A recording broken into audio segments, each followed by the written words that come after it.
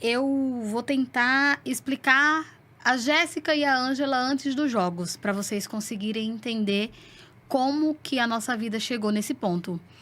Eu sou nordestina, sou do Cariri, né, região do Ceará. E há 9 anos eu moro em São Paulo. Cheguei aqui, casei, construí família, construí empresa. Fui para a área de neodesign, onde eu abri várias portas e fui sempre crescendo dentro da minha área. Até que chegou dezembro de 2023, dia 12, mais ou menos 9 horas da manhã, que foi o dia que a minha vida mudou completamente. Eu lembro que naquele dia eu estava tomando café com a minha filha, quando eu recebi uma ligação e eu coloquei o telefone de frente, porque era uma ligação de vídeo, e eu só apoiei na garrafa e levantei. Quando eu levantei, a minha sobrinha estava aos prantos. Tia, pelo amor de Deus, me ajuda, me socorre, tia, minha mãe, minha mãe, minha mãe. E eu não entendia, porque os filhos da minha irmã chamam a minha mãe de mãe. Então, pela minha mãe já ser de idade, já ter problema de saúde, eu achei que era alguma coisa com a minha mãe. E eu falo, Emanuela, o que foi? Até que alguém pegou o telefone e falou, não, Jéssica, foi Ângela. Ela tentou se desviver, mas ela tá bem. Ela foi pro hospital respirando. E ali já me deu uma agonia, eu já comecei a chorar. Mas como foi? E a Ângela que eu conhecia antes do dia 12 de dezembro, era uma Ângela forte, uma Ângela trabalhadora, guerreira, mãe solo, uma pessoa que sempre trabalhou e sempre esteve ali pra gente. Então, assim, nada passava na minha cabeça, nem próximo de que, tipo assim, foi por causa de jogo. Não. Não via, eu não conhecia essa Ângela. O que passou na minha cabeça por um momento? Ela fumava desde os 12. Então, talvez ela descobriu alguma coisa no pulmão, pensou, minha mãe não vai suportar, porque a gente já perdeu 2 irmãos, pai, avô, todo mundo. Então, é melhor que ela não sofra. Até o momento de eu saber de alguma coisa, essa era a informação que eu tinha. E aí eu pensei, né, deve ter sido alguma coisa do tipo. E a Emanuele tem qual idade? 12 anos. Ela que ligou pra você? Ela que ligou pra mim. Ela deixou agora tá com 8, o Enzo. Emanuela com 12. E o Marcos, que fez 20 anos na segunda-feira. 3 filhos. 3 filhos. Mãe solo dos 3. Sempre foi, assim, no meu ponto de vista, era uma pessoa... que pra mim era exemplo de eu seguir, porque as pessoas falam, sempre tem a ovelhinha negra da família, né? E aí eu vi assim, eu tenho que seguir minha irmã, porque ela tá sempre no caminho da verdade, da honra, da honestidade. Então, tipo assim, eu tô pegando aqui, mas eu tenho que ir atrás dela, porque ela tá no caminho certo. Ela aqui em São Paulo? Não, eu morava aqui em São Você Paulo, em São Paulo e ela no Ceará. E ela lá no Ceará, sim. 9 anos que Sim. eu tô aqui já. E aí, tipo assim, até o momento de chegar alguma coisa pra mim, a informação que eu tinha era essa. Tentou se desviver... E na minha cabeça eu tirei minha própria conclusão. Deve ter sido por causa do cigarro. E no caso, a informação que você tinha é que ela ainda estava... Ainda tinha ido respirando. Tá bom. E aí tá. Quando passou mais ou menos uns 30 minutos, aí a minha mãe ligou. Quando a minha mãe ligou, já foi com aquela voz cortada, o choro abalado. E aí ela falou assim, Jéssica, é mentira, ela morreu, ela não tá viva. E aí tá, e aí eu respirei, eu comecei a perguntar por quê. E até esse momento eu não tinha informação de nada. Eu comecei a me organizar para comprar passagem para ir pro Ceará. Um amigo me ligou e falou, Jéssica, me passa seus dados, eu sei que o momento tá difícil, eu vou agilizar para você aqui, eu pego sua passagem. Tudo bem. Nisso eu consegui passagem para, acho que 4 horas da manhã, 5 horas da manhã era o meu voo pro Ceará.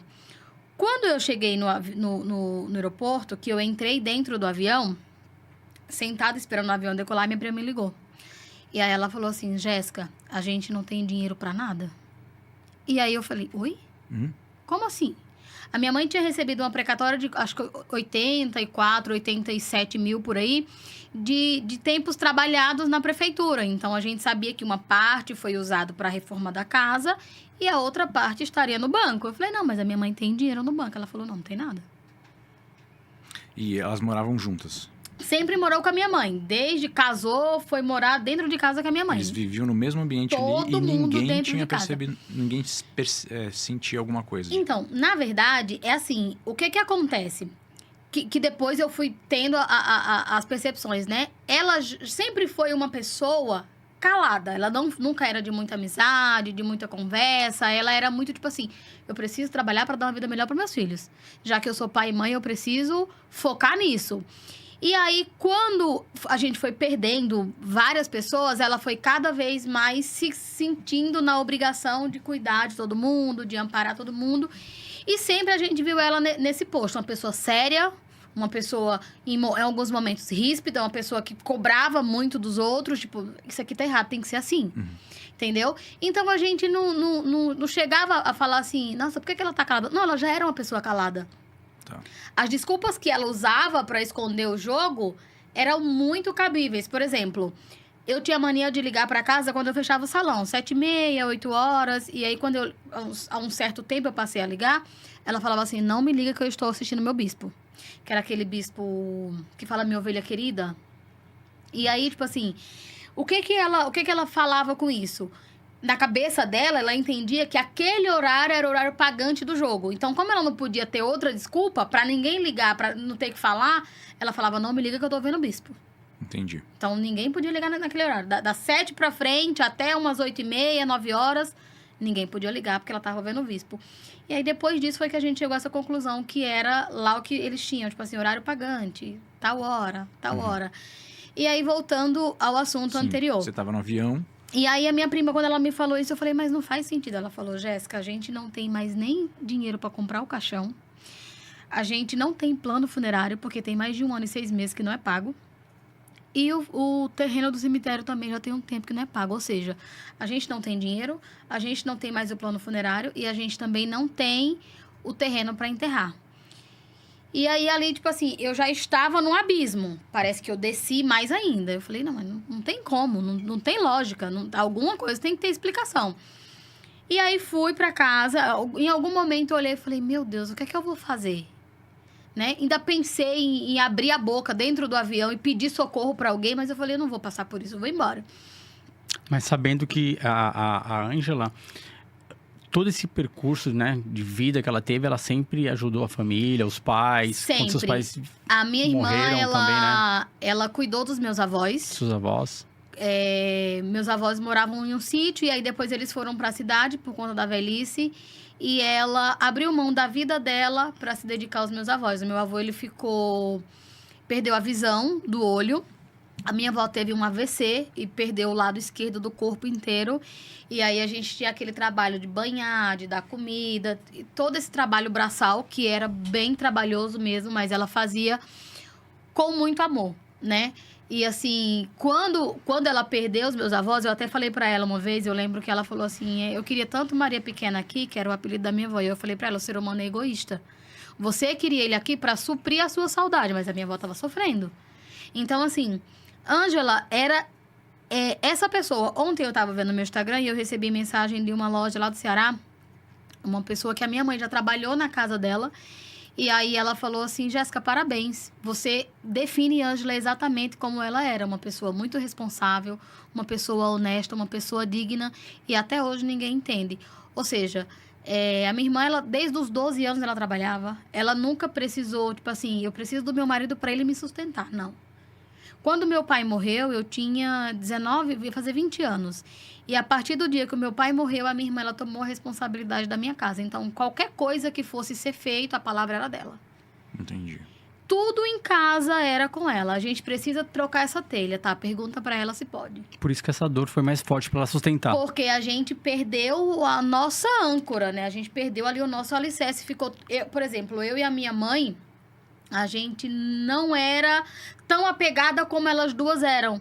Né? Elas duas era muito mais que mãe e filha. Né? Chegou um momento que a minha irmã que definia como ia ser a vida da minha mãe. Minha mãe falava, eu vou fazer isso. Não, não vai. Ângela, eu posso viajar? Tem como eu ir para tal lugar? Ou seja, parece que elas tinham invertido o papel. Minha mãe passou a ser filha e minha irmã passou a ser a mãe. Era a minha irmã que cuidava da minha mãe. E aí, devido a tantas perdas que a gente teve, eu perdi uma irmã em acidente de trânsito e perdi um irmão em briga de boteco.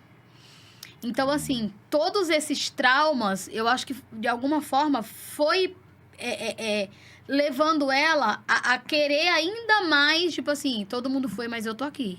tá? Eu tô aqui, fiquem tranquilos, fiquem calmos, a gente tá junto, e é isso. E tudo, qualquer coisa que acontecia, tipo, caí, quebrei a perna, precisa de um médico.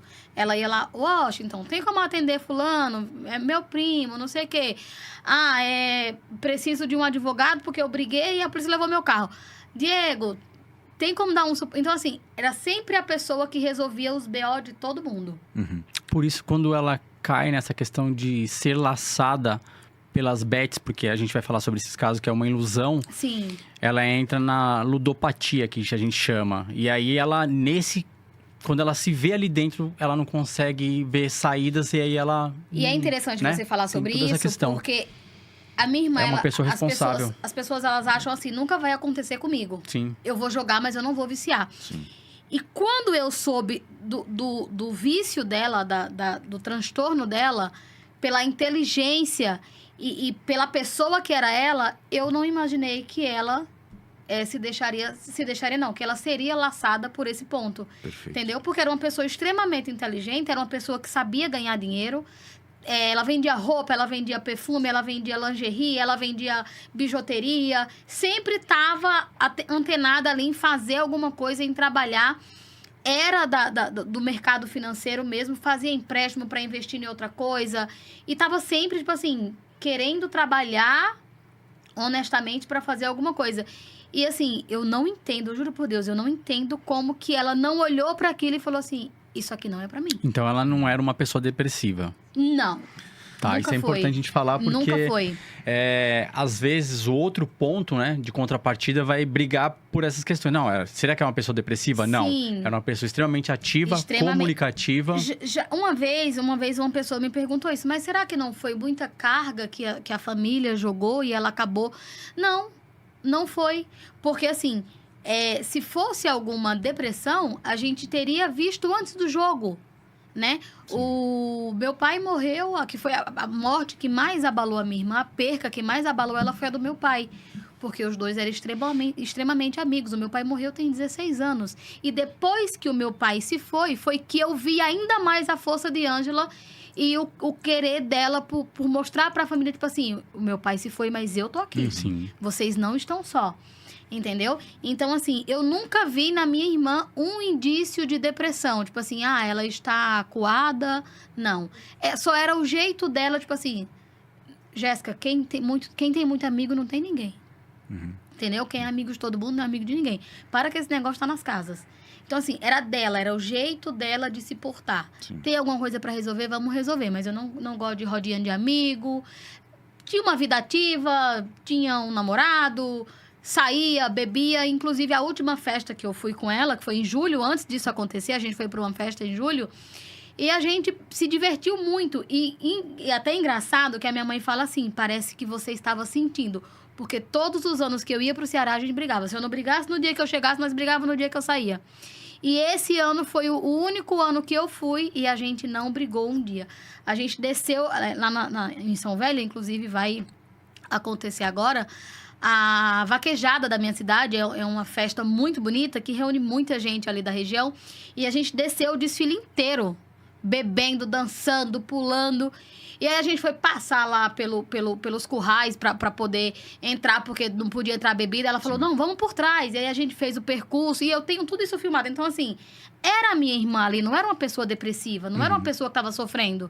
Sabe? Em algum momento, eu percebi que, assim, ela começou a sofrer e a cair em si. Foi onde eu achei os áudios, a partir de setembro.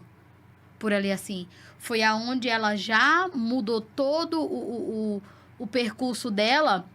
Que, inclusive, a gente parou de se falar nessa época. Eu vou contar pra vocês o porquê. Mas já era pra esconder o que estava acontecendo. Entendeu? Mas até dia 5 de julho, a minha irmã era aquela pessoa que eu cresci com ela a vida inteira. Perfeito. Então, vamos voltar lá para a linha do tempo. Você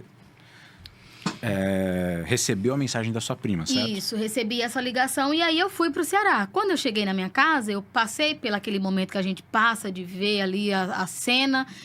que dói na alma de não acreditar no que você tá vendo, de perguntar a Deus por que comigo, por que com a minha família, tanta gente eu já pedi, por que mais um, por que dessa forma, por que ela, né? E aí eu entrei, depois que eu passei por tudo isso, eu entrei pra cozinha, a casa cheia de gente. Ela em qual idade? Desculpa interromper. 39. E você, 32. 30, não, tenho... Na época tinha 31 eu tinha. 31. Isso. E são em quantos irmãos agora, atuais? Agora, com filhos a da Ângela. minha mãe, É, vivos ou... vivos. Eu, Só? só. E agora tem que ter força. Eu tenho um irmão, que ele é de criação, a gente cria ele desde 1 ano e 5 meses. Mas vivo só tem eu. Minha mãe perdeu os 3 filhos e o marido. É uma luta. É bem difícil. E aí, eu entrei pra cozinha. E quando eu cheguei na cozinha, eu fui lavar a mão. Olhei assim pro armário. Tinha uma sacola em cima do armário com um pacote de arroz e um pacote de feijão de 1 quilo. E aí eu peguei, minha mãe falou assim, guarda, foi Sandra que trouxe. Sandra é a esposa do meu tio. E aí, quando eu abri o armário pra guardar, eu vi o armário vazio. Eu já estranhei. Quando eu fui pra pia, que eu abri a torneira, minha mãe falou, não tem água aí, só tem água na mangueira do quintal. Eu olhei assim, eu estranhei. Eu falei, oxe. E aí a minha prima falou assim, Jéssica, depois que a gente passar o velório, passar tudo isso, eu quero conversar com você. Falei, tá bom. E aí a gente foi lá, a gente viu tudo aquilo que tava... Passamos tudo que tinha que passar, o enterro, tudo. Quando a gente voltou, ela chegou com o telefone e falou assim, Manuela, desbloqueia aqui. E aí a filha dela veio, desbloqueou o celular dela e me entregou. Aí ela foi e falou assim... Eu falei assim, Nana, como que não tem dinheiro? Ela falou, não tem. Desbloqueia aqui a Nubank. A menina foi lá e desbloqueou. Quando eu abri a conta da Nubank dela, tinha uma enxurrada de depósito de contas da minha mãe, Itaú, Banco do Brasil, vários bancos no nome da minha mãe para aquela conta. Eu falei, mas o que tá acontecendo? Ela falou, não sei, mas vamos descobrir. Fui pro WhatsApp dela, procurei, não achei nada. Só que ela tem um amigo... que ele é bem inteligente pra essa parte, eu falei, leva o telefone pra Tony. Por quê? No WhatsApp dela não tinha mais nada. Tava tudo apagado e a gente achou muito suspeito aquilo. Minha sobrinha levou o telefone. Quando voltou, eu fui mexer de novo, aí tava lá. Tinha os depósitos dela pra plataforma, Blazer. E tinha lá um grupo, nos grupos arquivados, tinha lá Ângela VIP, Ângela Camilo VIP. Estranhei, abri o grupo, Grupo de WhatsApp. Grupo de WhatsApp. Tá. Voltei lá pra... Tipo assim, tinha várias conversas que não voltou devido a ela ter apagado, né? Voltou só um pouco, mas o pouco que me voltou foi suficiente pra mim tirar as minhas conclusões do que eu tava encontrando ali. E aí eu abri o primeiro áudio dela lá atrás, vi algumas mensagens, ela sempre falando, o que tá acontecendo? A plataforma não tá pagando. Nossa, porque no começo vocês pagam e aí depois começa esse negócio que não paga mais. E aí eu fui indo pra frente, até que eu cheguei em setembro. E aí em setembro ela falou de um ganho que ela tinha tido de 50 mil reais. Aí ela fala assim no áudio, eu queria saber o que tá acontecendo, porque eu tava na minha plataforma e eu ganhei 50 mil reais, mas sumiu. E detalhe, não era um robô que respondia, era humanizado, era alguém que conversava mesmo. E aí ela questionou, a pessoa falou, manda pra mim. Ela falou, sumiu. Não tá lá. Mas apareceu. Indo mais pra frente um pouquinho, e aí as conversas, ela sempre reclamando, tipo assim, olha, eu vou sair daqui, isso aqui é uma enganação. O meu limite de saque é tipo 5 mil reais. Quando eu vou chegando nos 5 mil reais, eu começo a perder. Aí a pessoa responde assim, o que eu posso fazer por você é baixar de 5 pra 3, te ajuda? Tá bom, me ajuda. Baixava pra 3. Aí ela ia, daqui a pouco ela voltava a reclamar. Oxi, por que eu nunca consigo fechar esses 3 mil? Tá, o que eu consigo fazer é baixar pra 1.000 reais. Te ajuda? Me ajuda. Baixava pra 1.000. E sempre esse tipo de discussão. Até que eu encontrei o áudio, aonde ela falava o seguinte, que ela tinha chegado num ponto aonde ela agora teria que tirar a própria vida, porque ela tinha usado todas as economias, o que era das responsabilidades dela, acreditando que o jogo ia mudar a vida dela, porque no começo, ela ainda fala essa palavra, no começo vocês dão que é pra gente se viciar. E aí depois é só enganação. Mas antes de eu fazer isso, eu vou para as minhas redes sociais. Eu vou divulgar que é para as pessoas saber o que acontece. E aí ali meu mundo abriu.